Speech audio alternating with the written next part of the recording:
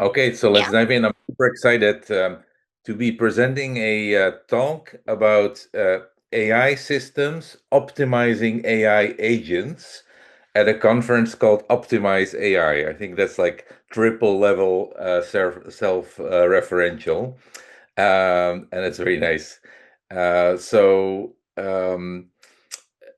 There's obviously a lot of talk about these kind of AI systems that are going to create the next generation of AI in the path towards super intelligence, etc.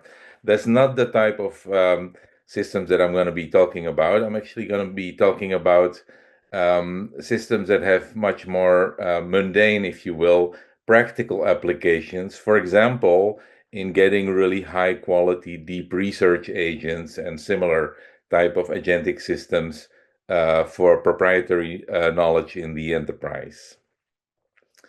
So I've been around for a while, started a couple of AI companies, and um, been around for a while to appreciate that it's not only deep learning, and actually some of the techniques that I'm going to be talking about have their roots in kind of genetic algorithms or evolutionary computing metaphors, and it's nice to see that those are also getting back in fashion every now and then.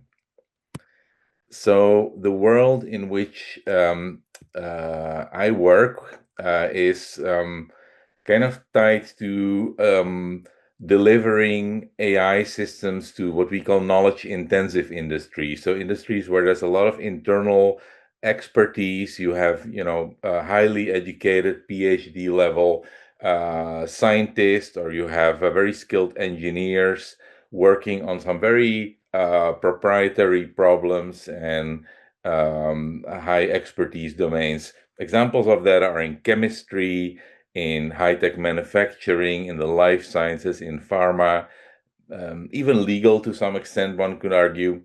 And the adoption of AI in this industry is characterized by a couple of points. So, first of all, if you want to give people useful AI systems that help them do their work, are helpful assistance to them, you need to connect large language models and generative AI models to the proprietary internal information. So obviously, um, the emergence of RAG has played a large role in that. Um, and these knowledge domains in these industries and specialized expertise domains are also such that for a long time the sort of generic AI models like your GPT or your sort of regular embeddings models were not that great to so there was a lot of potential to optimize and customize for accuracy and for quality in these type of domains.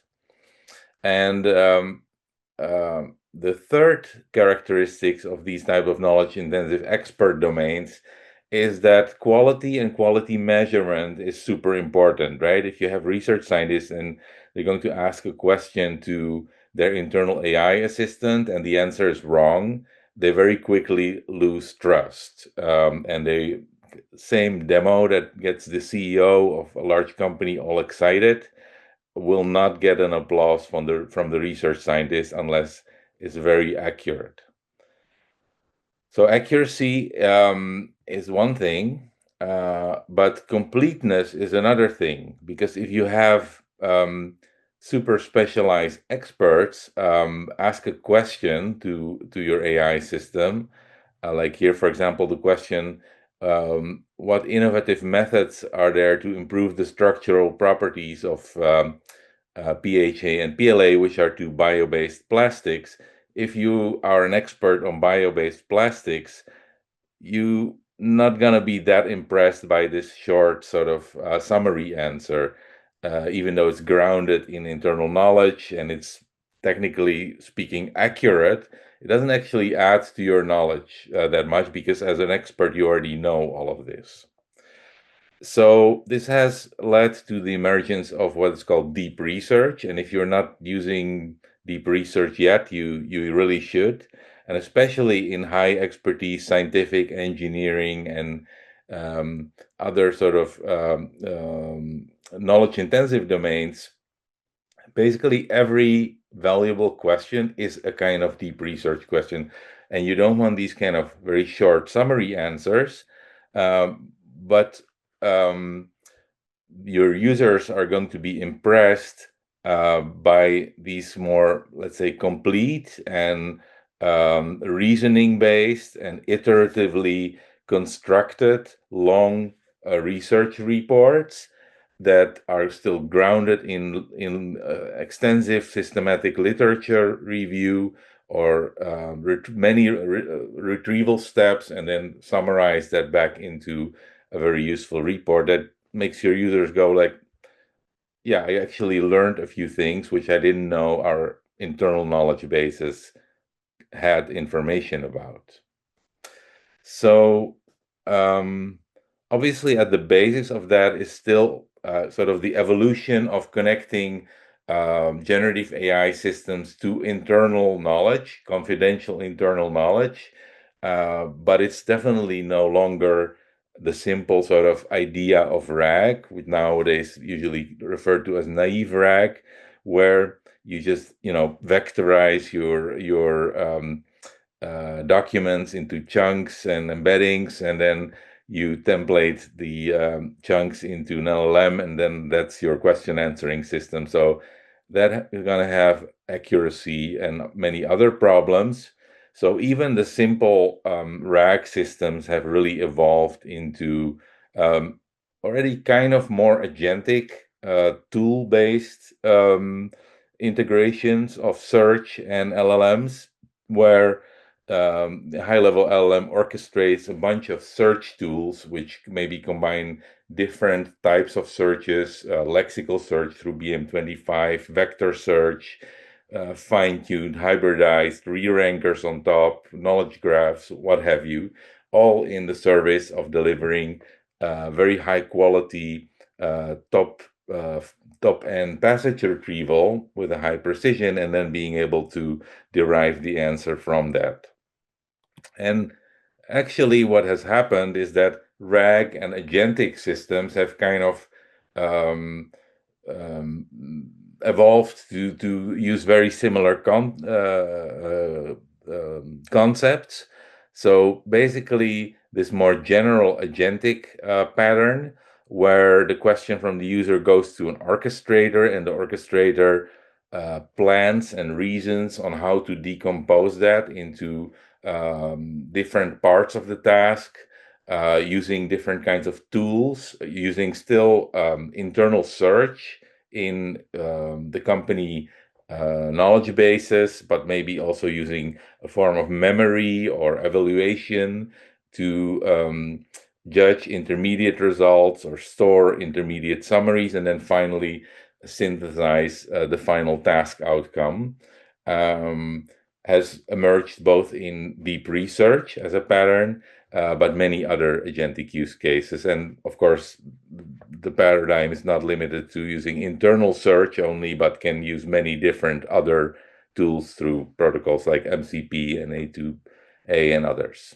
So, if you look at deep research, you can kind of translate it into this paradigm using, of course, the deep research systems that have been launched by, let's say, Gemini and OpenAI are different. They are kind of, end-to-end trained systems that have been trained using reinforcement learning on the original models. But if you want to build these kind of systems for your company, you're probably going to decompose it in a picture which is a little bit more similar to this, where you have different agentic modules interacting, and basically you're making a kind of LLM based program with prompts and tools and connections between them.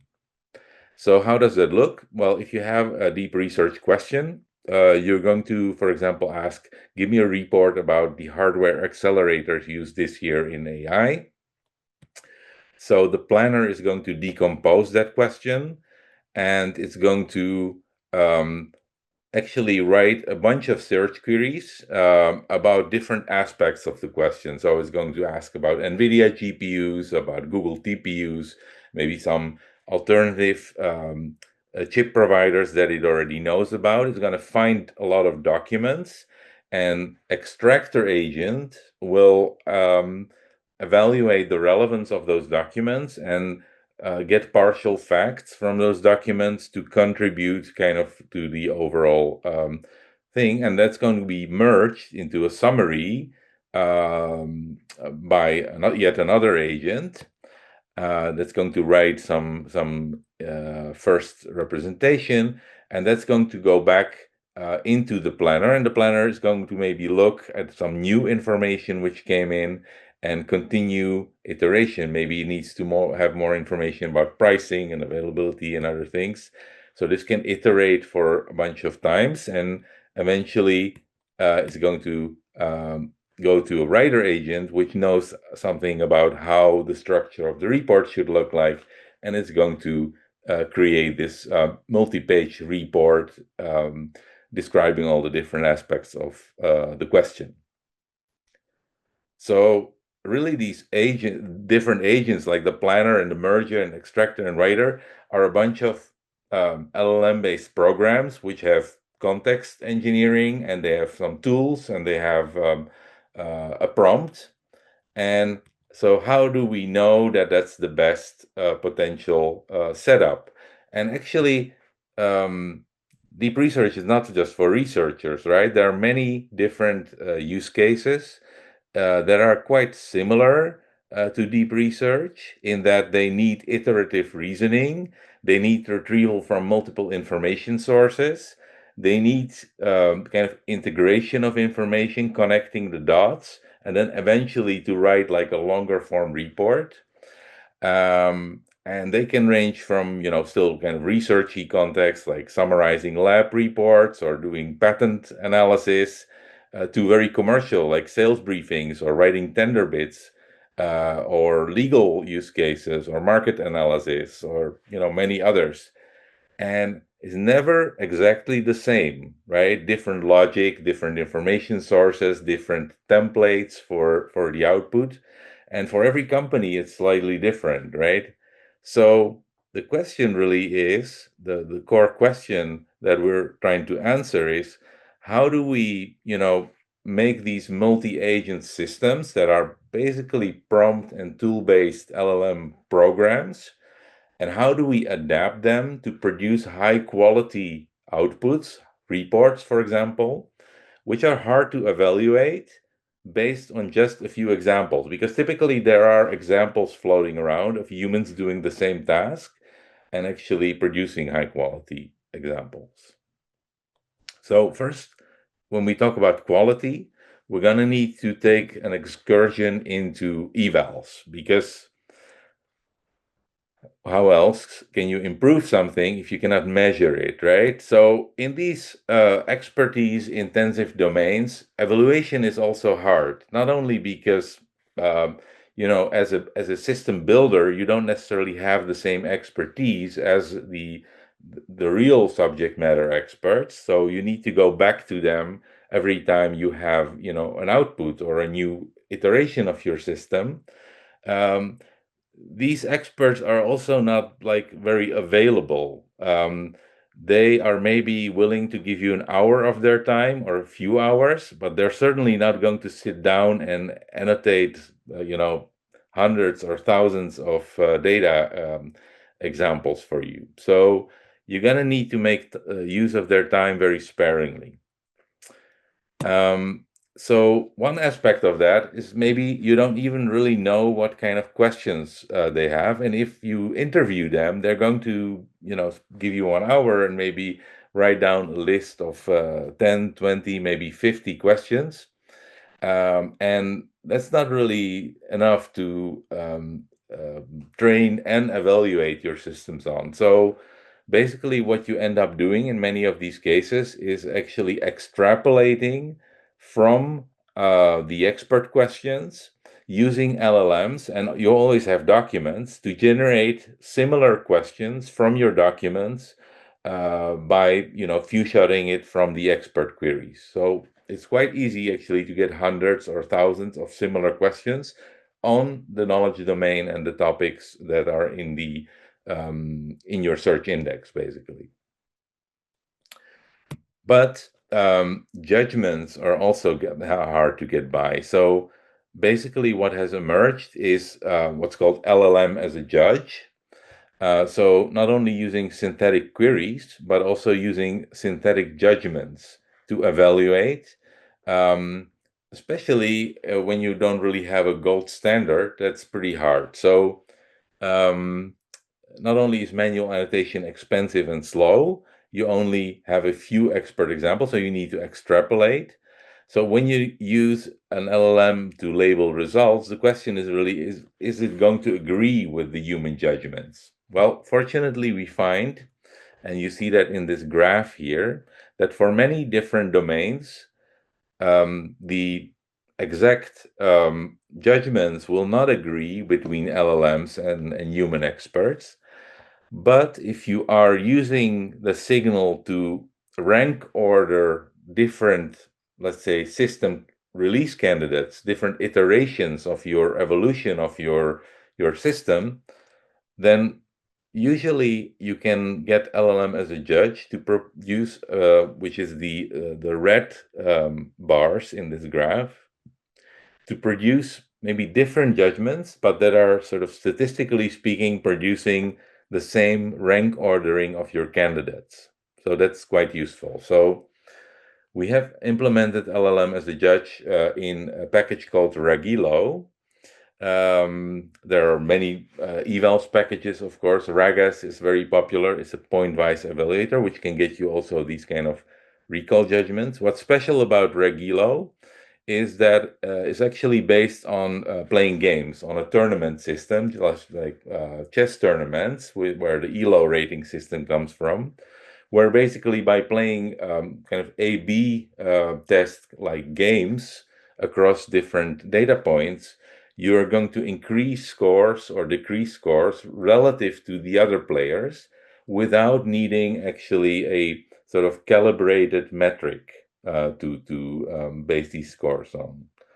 So in the Regilo toolkit, which is open source, by the way, if you scan this QR code here, you can play with it.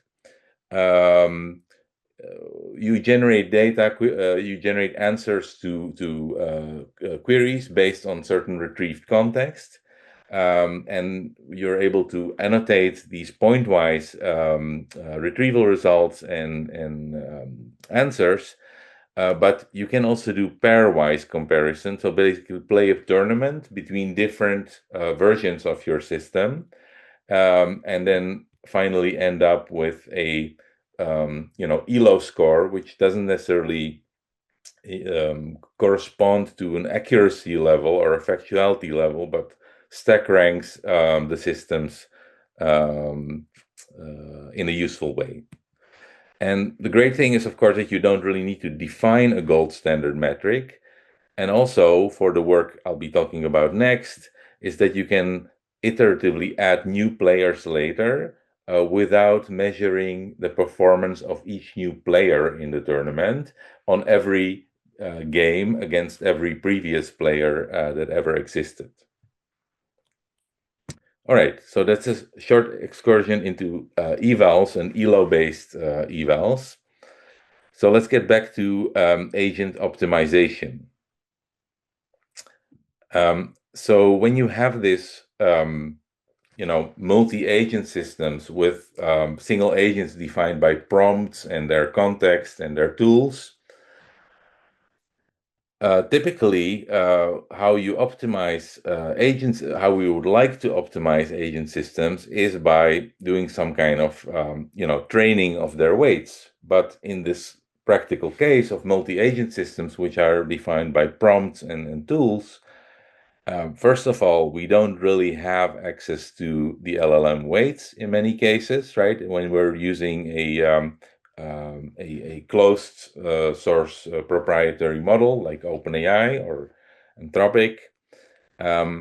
And also, this multi-agent prompt-based system is really not very differentiable. So even if you had, um, um, a way to do it with reinforcement learning, it's very hard. So fortunately, a whole line of research has emerged very recently that is kind of taking a very different approach to optimization of agentic systems. Kind of starting with DSPy and the MyPro system, with various contribution like semantic backpropagation, tape agents, TextGrad, Darwin-Gödel machine, and JEPA. A class of optimizers for these multi-agentic systems has emerged, which share one key element. You don't need a differentiable sort of system that can plug into reinforcement learning. You actually use the raw intelligence of the LLM itself as an operator to come up with new versions of prompts or agent architectures that you can then test and iterate on. So let me dive a little bit deeper into two of these. One is TextGrad, which came out about a year ago with from a group at Stanford.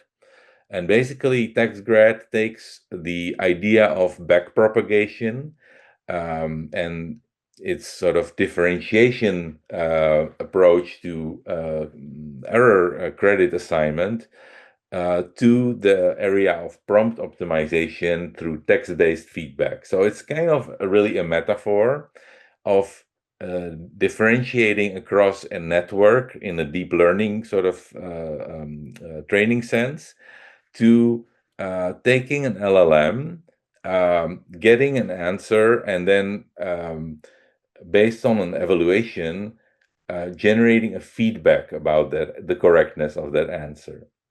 And then basically for each subagent, the feedback to its output is then backpropagated across the agents, which contributes to its inputs. And that basically gives a kind of meta optimization agent the ability to translate that feedback into a feedback to the prompt and generate a new prompt. So check out the text, right? It was published in Nature, so it got quite a lot of attention. And what we see, skipping a little bit ahead to the experiments, which I'll be showing at the end, is when we use that for optimization, you really see this kind of gradient-based deep descent into kind of a depth-first tree of improvements on iterations on a single prompt.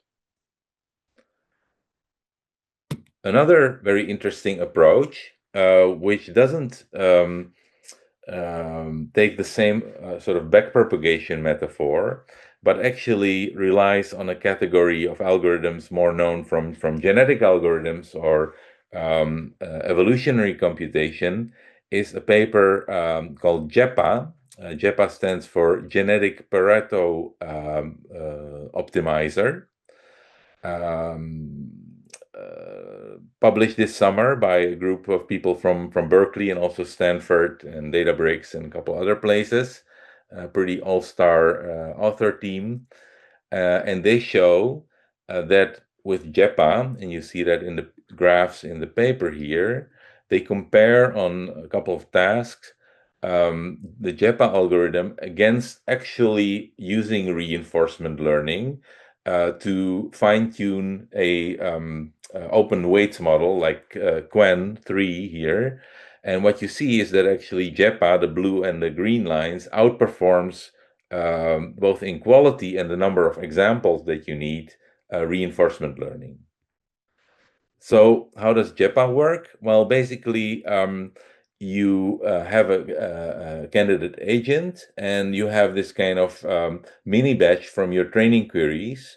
And you, like in TextGrad, you're going to obtain textual feedback on its output. But then you test the feedback on the mini batch, and if if it contributes to the score on the mini batch, you're going to add it basically to a pool of candidate agents. And in each step, you're not only going to go down the steepest path, but you're going to be sampling agents from that sort of Pareto frontier of optimal agents. And that gives a much more sort of breadth first type of search.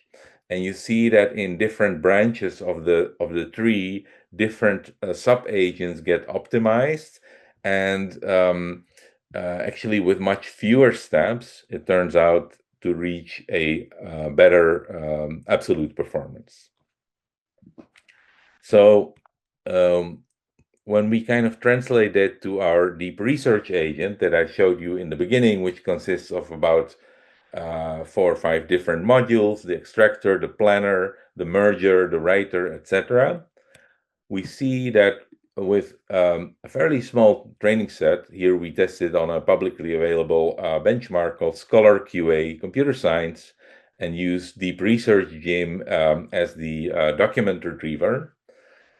So we see, let me explain the graph first. So the light blue bar that says 051.3, that is kind of the vanilla, very simple prompt for the deep research agent. So every sub agent has a very simple prompt.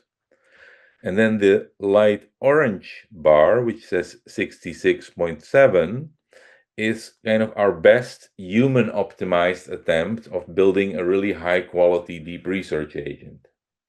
So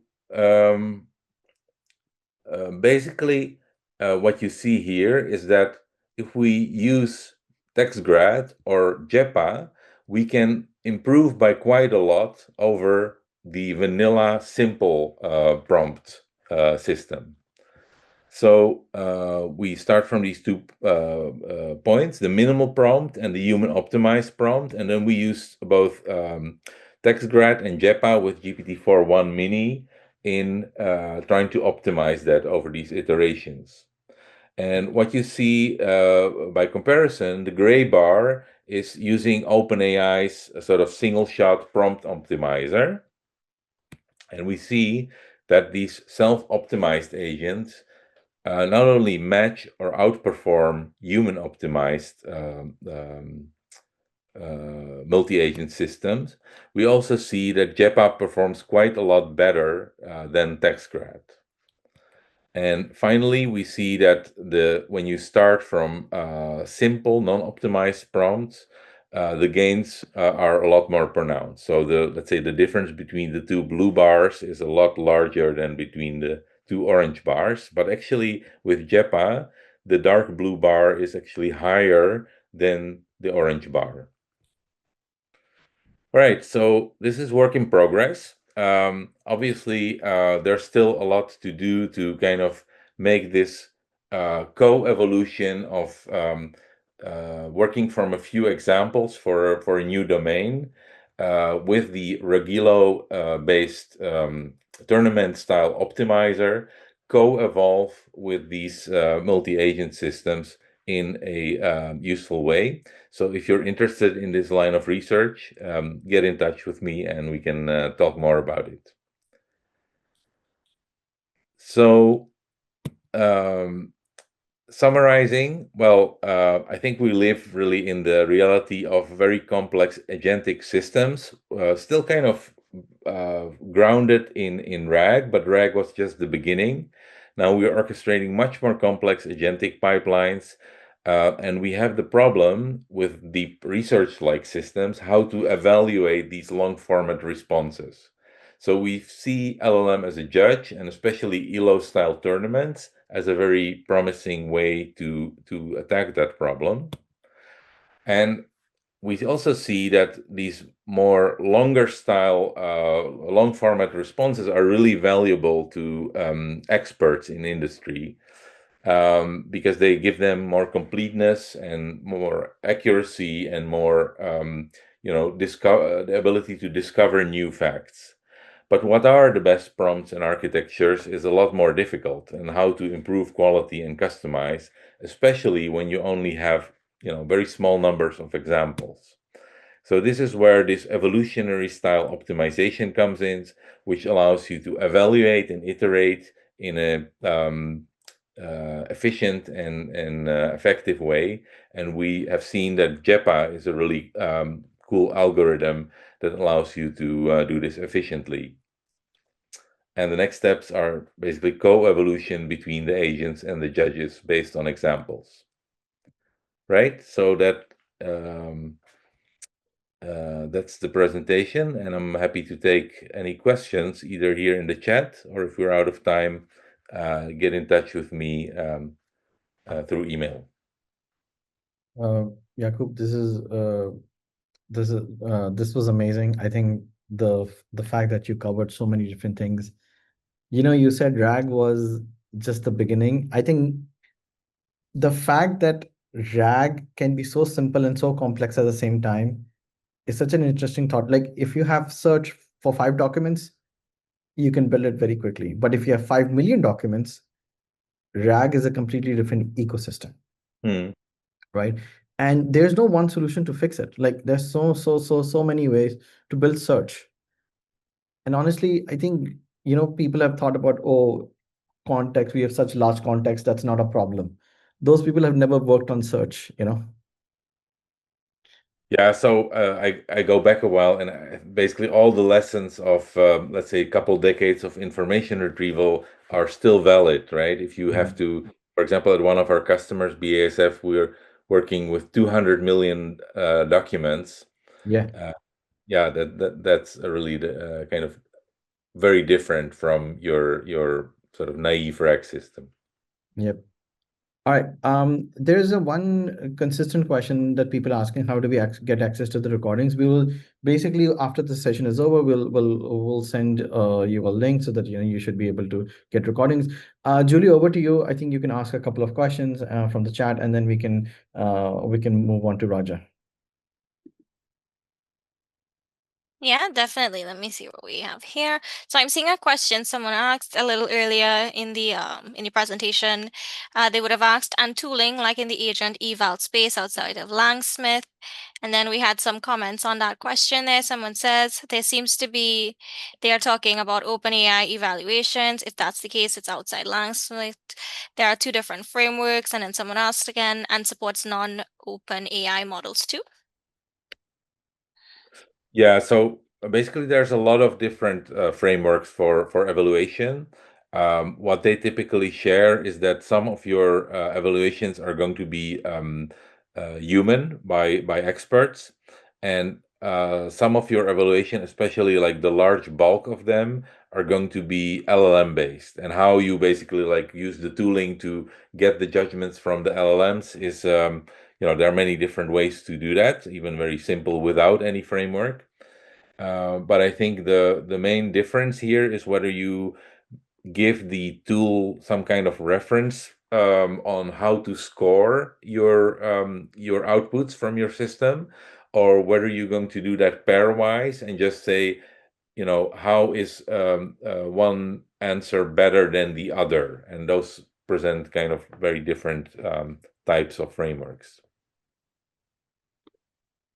Okay, thanks. We have another person in the chat here. So we have built a vector store for RAG with hundreds of millions of documents. As long as we are splitting the documents properly without losing the context, we can get the strong semantic results, irrespective of volumes of the documents, with proper index query and construction matters with relevant embedding models. Not sure if that's a statement or a question the user would like to expand.